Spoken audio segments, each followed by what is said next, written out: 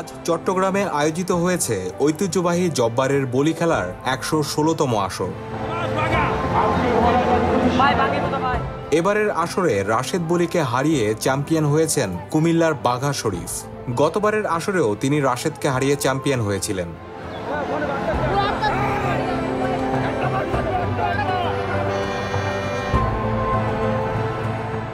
আজ শুক্রবার বিকাল ৪টায় নগরের লালদিঘি মাঠের অস্থায়ী মঞ্চে এই প্রতিযোগিতায় অংশ নেন ১২০ জন বলি।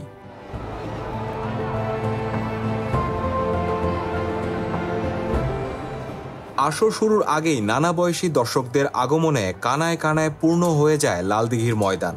জব্বারের বলি খেলাকে কেন্দ্র করে গত বৃহস্পতিবার থেকে লালদিঘির মাঠ ও আশেপাশের এলাকায় শুরু হয় ৩ দিনব্যাপী বৈশাখী মেলা।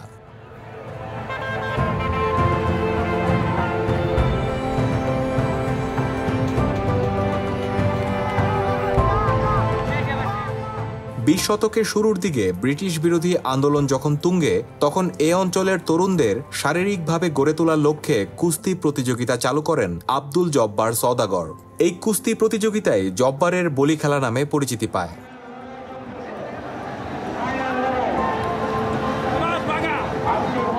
এ খেলার মূল উদ্দেশ্য ছিল তরুণরা যাতে ব্রিটিশ বিরোধী আন্দোলন ও সংগ্রামে অংশ নিতে পারেন, সেজন্য শারীরিক ও মানসিকভাবে প্রস্তুত করা।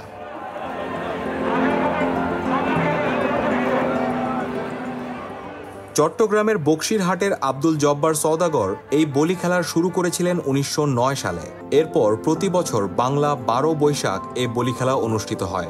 ব্রিটিশ বিরোধী আন্দোলনে তরুণ ও যুবকদের উদ্বুদ্ধ করতে কুস্তি খেলা বা বলি খেলা শুরু হয় লালদিঘি মাঠে। কালের বিবর্তনে এই বলি খেলা এই অঞ্চলের ঐতিহ্যের প্রতীক হয়ে দাঁড়ায়।